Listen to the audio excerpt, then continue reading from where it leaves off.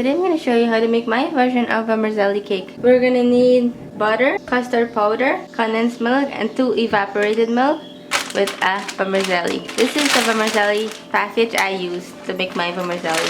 Then we're going to need a can opener to open these cans. So here we have my pot. I'm going to heat my pot up. When it starts heating up, we're going to begin. So now that our pot is heated up, I'm going to start by adding in my vermicelli.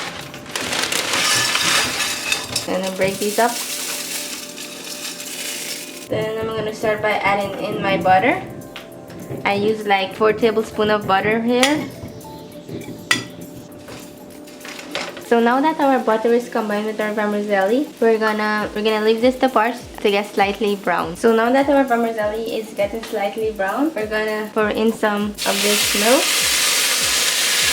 Then we're gonna start by adding in more evaporated milk. I use 2 cans of evaporated milk. We're gonna add condensed milk based on the taste. Now we're gonna add some raisin in, some nicely washed raisin. Then we're gonna turn this up.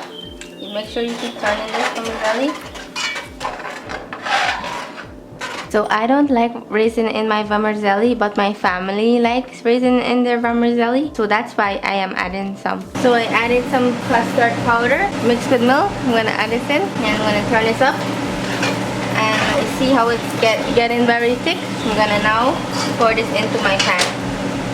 So we're gonna quickly add in some butter to make this shape of the vermicelli cake. So we're gonna start by garnishing our vermicelli cake by adding some red cherries to top this off with.